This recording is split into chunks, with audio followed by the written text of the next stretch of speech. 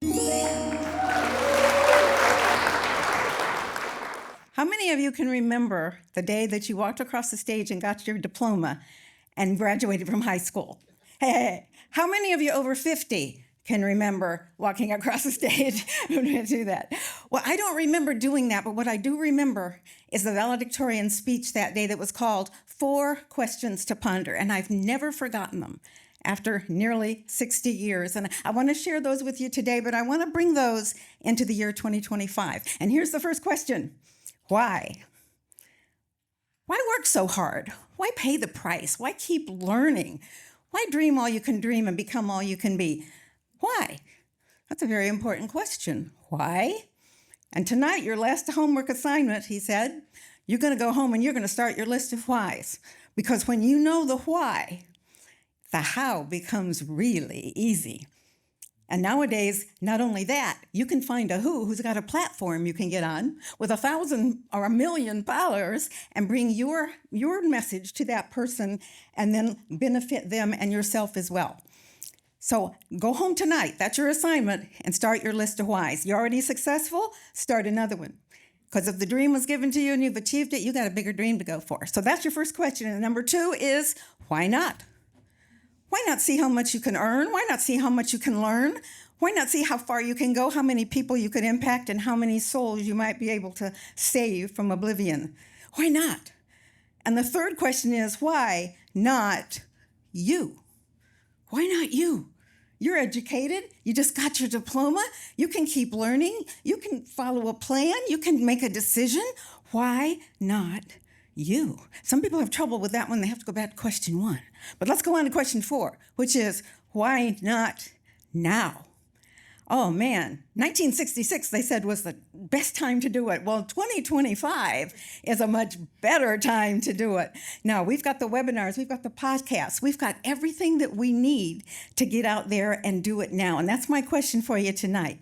And boy, I was so excited after that speech. I just went home and I started my list because I wanted to be an author. There were not enough female authors out there in my American Lit class. I wanted to be an author. So I went right through the why not, the why not you. And I got to the why not now and I said, now wait a minute.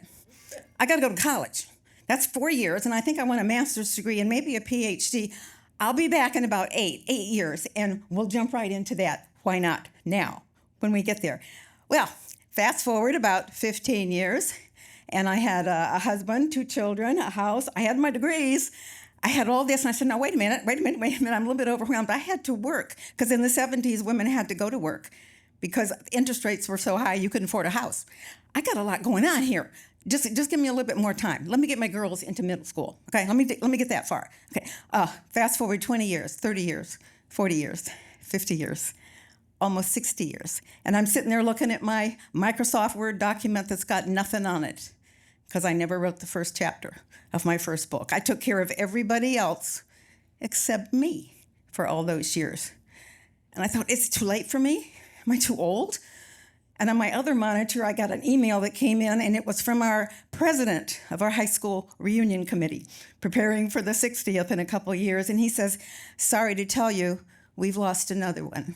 Half of our graduates didn't make it and won't be there to our reunion. I said, well, wait a minute here.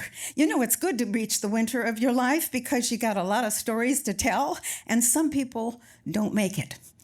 So I said, what's holding me back now? I can do this. I still got the music in me. I don't want to die with the music in me. I can do, why not? Well, why not? I didn't have to take care of anybody else anymore. Well, why not me? Well, I know I can do this. I can do it.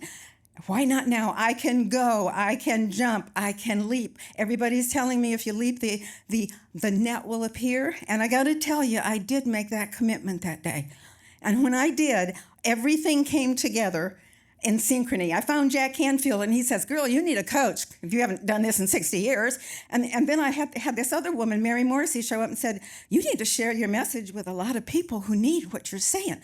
Well, okay, I'll do that then. And then this gal comes on and talks about pitching. I thought she was teaching baseball. And I thought, what the heck she was talking about? So I said, okay, so here I am today to tell you that when you jump and make that leap, When you make that leap, something wonderful happens called synchronicity. And my last question that I want to leave for you today is from my own heart, and that is, in 1 year, 5 years, 10 years, maybe for some of you 60 years, you're going to become somebody. Who?